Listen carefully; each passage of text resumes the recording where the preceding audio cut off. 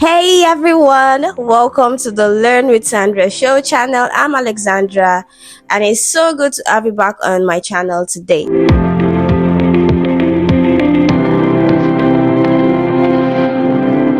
To all my returning subscribers, thank you for joining. Thank you for always joining and staying tuned with me. You are the ones keeping me on my toes, okay? So thank you so much. And to all my new subscribers, thank you for joining. It's so good to have you. I'm sure you'll find it really interesting, engaging, and impactful, okay? So, before we go into today's content, I would like to talk about the 2025 literary text for the use of English, okay, for JAMB candidates, okay, and that is the Lekki Headmaster by Kabri Alabi Galba. So, this is a very interesting text. I kind of prefer it to, the Life Changer or Sweet 16. I really, really like this text, and I created a summary, a chapter by chapter summary for this literary text, and I also put together 20 to 25 likely questions. So we have about 250 likely questions. So I've worked on this all to make your revision easier. When you're revising, it makes it easier. So you need to read the text. Okay, so that's where I'm going to. You really need to read the text on your own, right? So after reading, you can go to this resources that I've prepared and just revise. Okay, so if you want to access this, you just have to join my Telegram group. The link will be in the description, so just click on it to join the group and you're welcome to join. Okay, so what do we have for today? So today we are going to be tackling the JAMB past question for the subject English language year 2024, and we'll be solving question 41 to 62. So let's get right into it. Question 41. You know that you dash it before tomorrow. Now, judging from the options, I can tell that this is a test on your understanding of modal verb and its function in expressing permission, obligation, preference, possibility, and so on and so forth. Okay, so let's go to the options. Might or might do. So might is a modal verb that expresses, possibility. She might come. Okay. Ought to do. Now, ought to is also another modal verb that expresses obligation. You ought to go to school, right? Like to do. Now, like is a main verb, it's not a modal verb, okay? But in this case, like to do expresses, something you enjoy doing or a habit or a preference, right? Now, may do. Now, may is another modal verb that expresses possibility, just like might, okay? But one unique thing about may is that it also expresses permission. For example, may I come in? Okay, so that's one unique feature of may as a modal verb, okay?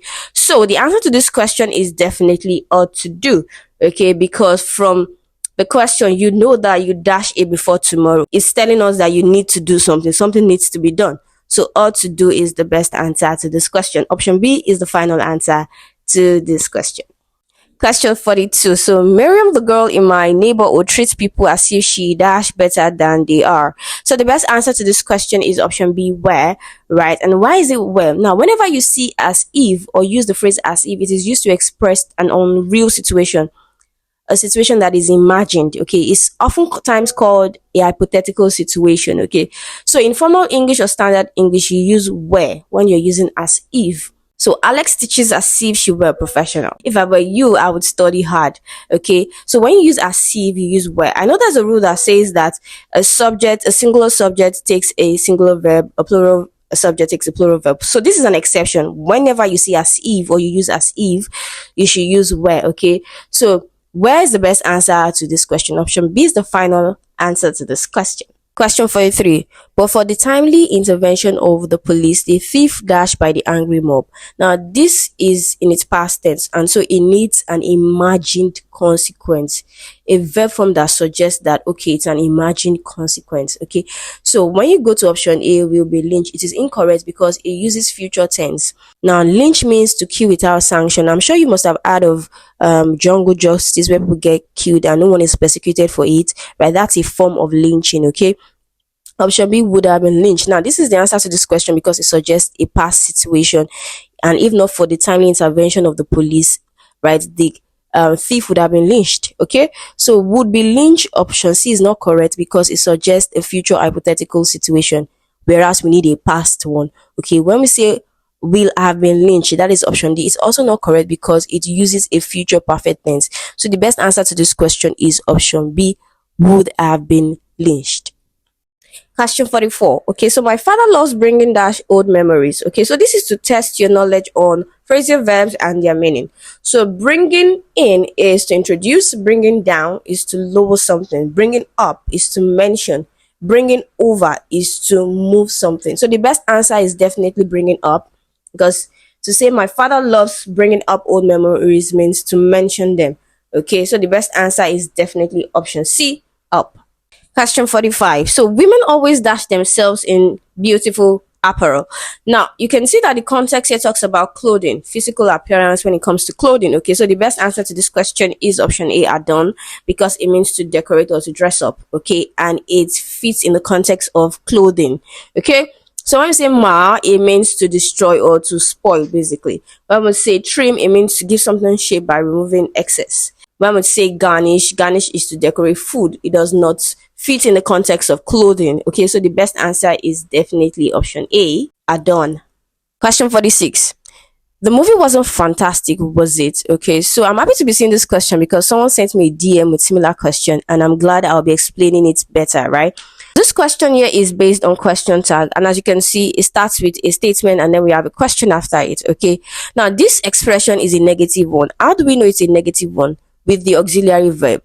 The auxiliary verb here is wasn't, that is was plus not. Okay, so the presence of not makes it a negative one. Okay, so other examples we have isn't, hasn't, and so on and so forth. So when you see auxiliary verbs like that, they indicate negativity. Okay, so when you want to agree with a negative statement like this, the formula is negative plus subject plus the same verb form. Now, using this as an example, the negative will be no, the verb will be it, and the verb form will be wasn't. So it is no, it wasn't. That makes option B the final answer to this question. Now, for expression like this, please note that you are meant to agree, you are meant to confirm what the speaker is saying. But because as a listener, we are entitled to our own opinion, we can say something contrary, we can have a contrary opinion or have our own perspective, and so we might want to disagree. And in that case, the formula will be positive plus the subject plus a positive verb, that is yes, it was. So you are saying the movie was fantastic for me. Okay, but in this case, this is UTMA. You are not conversing with a JAMB official, so your opinion is not needed. Okay, your opinion is not welcome. So just agree and pass in peace. Okay, so the best answer to this question is option B. No, it wasn't.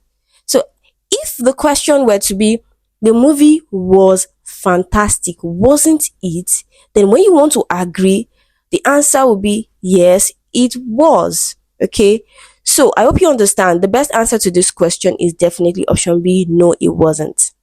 Question 47. Okay, so everyone in class wanted the literature teacher to dash the points of view of the dash. Okay, so the answer to this question is option C, because option C is the correct spelling of expatiate and playwright. Expatiate means to explain in details, and playwright means someone who writes plays. Okay, Playwright.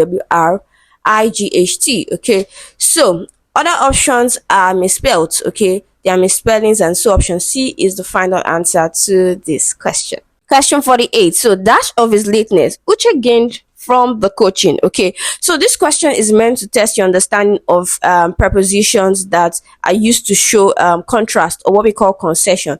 So concession or concessive phrases are used to show contrast between two ideas or two situations, and examples of these phrases include, despite, in spite of, even though, although. Okay, for example, despite his illness, he still attended the meeting. So you can see the contrast between being ill and still attending the meeting. You are ill, you're not supposed to be attending meeting, but you showed up still. So that's an unexpected, result. So despite and in spite of have, similar meaning. Only that when you use despite, it has to be followed directly by a noun. But in this question, we see of. So automatically we know that the answer is in spite. Okay. So when we say instead is used for substitution or alternative. And then when we say in case, it is something that might happen. Okay, so the best answer to this question is in spite. Option C is the final answer to this question. Question 49. Okay, so the man is not as powerful as he once was. His influence has considerably dashed. So we are looking for a verb to complete this sentence, and as you can see, all the options are verb. So we need to look for an option that fits the context. Okay, and because we are looking for a word that fits the context, we need to look at the surrounding words of the question. What is the question saying? Okay, the question says that the man is not as powerful as he once was. So we are looking for a word that means, reduction in that power, right? And the answer to this question is no, that option C, diminished, because it means reduced in size or power. Okay, so when we say toppled, it means overthrow, right? When we say quelled means to put to an end or to suppress, right? When we say discard, is to throw away. So the best answer to this question is definitely option C, diminished. Question 50. So I can't lend him my book. I dash know him. So the best answer to this question is option D, because scarcely means, hardly or barely. So it is used to suggest minimal knowledge of someone or something. Okay. So it fits this context because this context talks about not wanting to give out something because you don't know that person too well. Okay. So option D is the final answer to this question. Option A, often, means frequently. Option B, seldom, means not often. Option C, rarely, also means not often. So the best answer is definitely option D. Question 51. Okay, so choose the option that has the same consonant sound as the one represented by the letter on the line, and the word is gap. Letter P is on the line. It is pronounced as P. Okay, so pain is the answer to this question because letter P is also pronounced as P. Whereas option A, the letter P is silent, so it starts with N sound. Okay, so the best answer is definitely option D, pain. Question 52. So choose the option that has the same consonant sound as the one represented by the letter on the line. The word is public, letter P is on the line, and it is pronounced as P. Okay, so PH in trophy is F. PH in pharmacy is F. PS in psychology is S. The answer to this question is definitely option D, handicap, because P in handicap is also P. Okay, so the best answer to this question is option D, handicap. Question 53. The tout dash arrested during the riots. So we need a plural past tense to fill in this gap. Why do we need a plural past tense? Because the subject is in its plural form and then we have arrested. Okay, so we need a plural past tense. So the answer to this question is where, option A, because it's a plural past tense. Okay, the tout were arrested. Was is a singular past tense. Okay, where, option C, is used primarily for location and it's an adverb, and then option D is a singular present tense. So the best answer to this question is option A, where.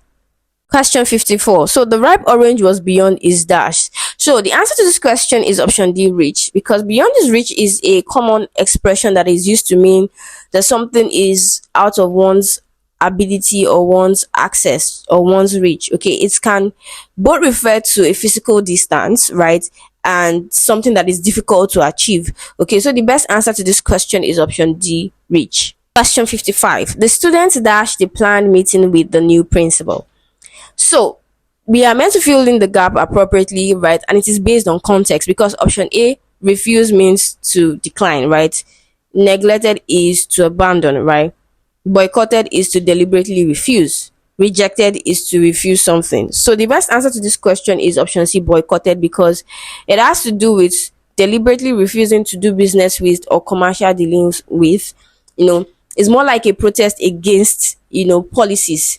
So it fits this context because we see the students, the planned meeting with the new principal. So it's the best answer to this question. So there's this saying that no two words are completely synonymous. There's always this subtle difference, and then context helps us to see it clearly. For example, obstinate and stubborn. They are two synonymous words, but then obstinate means to be unreasonably persistent, stubborn. The reason why you are determined not to change your attitude or your belief is not reasonable. It doesn't make sense. While the other, may be reasonable, that is stubborn. Okay, so you might be determined not to change your attitude for a good cause. Okay, so that's, by the way, the answer to this question is definitely option C, boycotted. 46. So take your share and give them dash. Okay, so option A does not exist, okay, in English grammar. Option B is an adverb and it is used to indicate location or place. So option C is the short form of there is or there has. Okay, option D is the final answer to this question because it is a possessive pronoun. It replaces a noun, is used to show possession.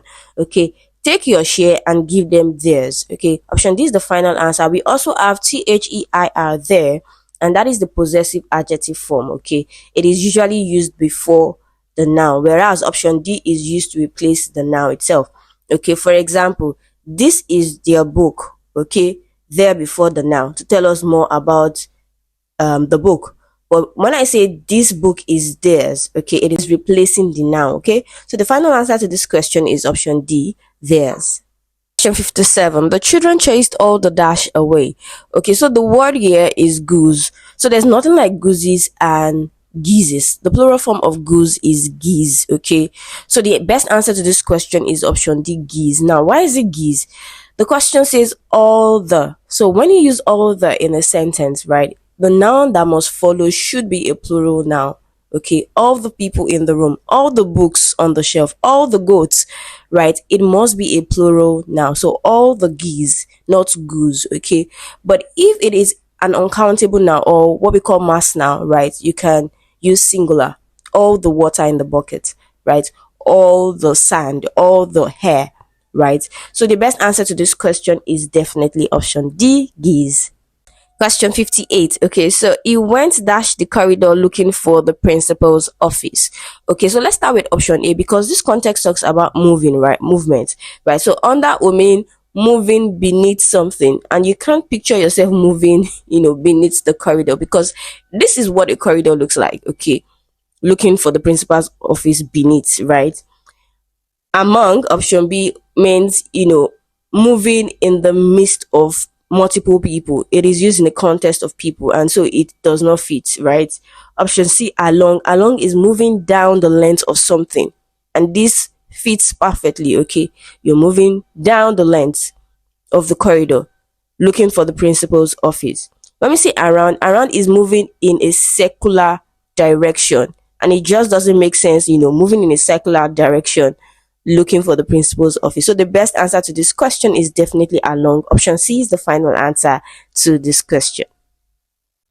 Question 59. To be alive after such a serious accident dash a celebration. Okay, so now this question needs a verb that is in its third person singular form to fit properly, and I'll explain what that is. But first, we will naturally eliminate option A, right, and C, because when we insert them, right, they don't sound right. They are not the answer to this question. So we are left with option B and C.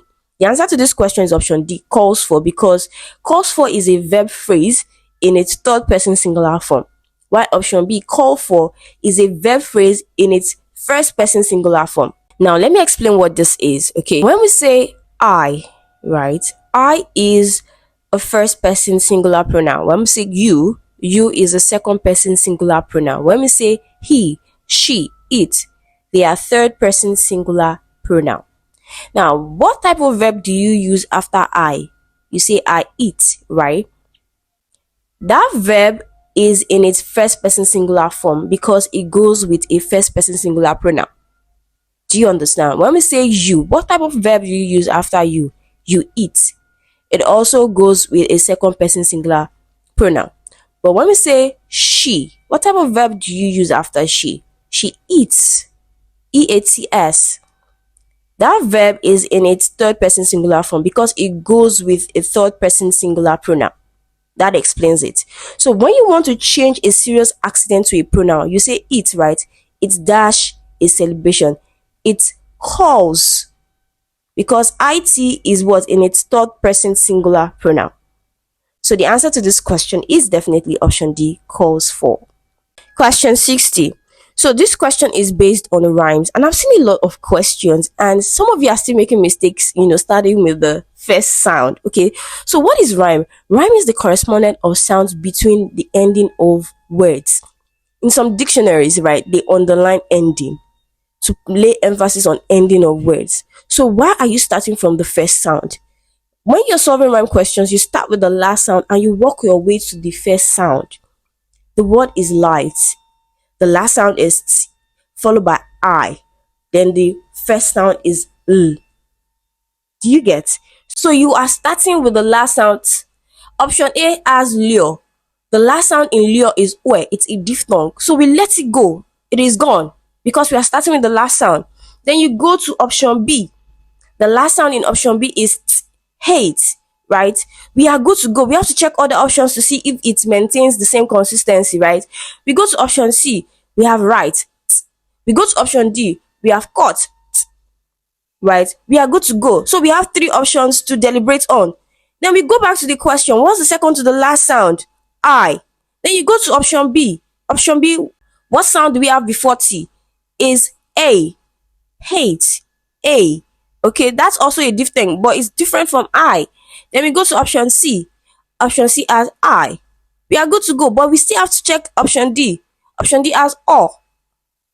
So option C is the final answer to this question, right? But you don't have all the time to be transcribing, right? But you can use your inner mind to produce the sound. But make sure you are concentrating on the last sound, right? So the best answer to this question is option C, right? Question 61. Now, this question is also based on rhymes, and the word given is drafts. Okay, this is a board game. It is also called checkers or checkerboard, right? Or straight checkers, right? So the last sound is s, followed by t, followed by f, followed by r, followed by r. Then we have d. Okay, so option A we have droughts. Okay, so as you can see from the options and transcription, right? The answer to this question is option B, drafts. Okay, so option B is used in the context of documents, right? So we can consider the given word and option B as homophones. So homophones are words that are pronounced the same but have different meaning, and oftentimes they have different spellings. Okay, so option C we have after, option D we have crafts. So the answer to this question is definitely drafts. Question 62. So choose the option that has the same vowel sound as the one represented by the letter on the line. The word is market. Letter E is on the line and it is pronounced as E. Okay. So option A we have bread. So EA is pronounced as E in bread. Okay. So it is different. Option B we have him. Okay. Letter Y is pronounced as E, right? And it is the same pronunciation with HRM, him. Okay, so we can consider them to be homophones. So homophones are words that sound the same but have different meanings, and most times they have different spellings. Okay, so we go to option C, ham. Now letter E in ham is E, just as we have in bread. Okay, then option D we have leopard. Now leopard, letter EO is pronounced as E, just as we have in bread, but AR has the schwa sound E. Okay, so the best answer to this question is option B, him. Finally, we've concluded today's tutorial. I'm sure you learned so much.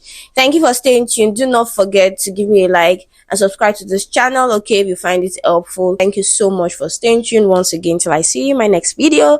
Bye.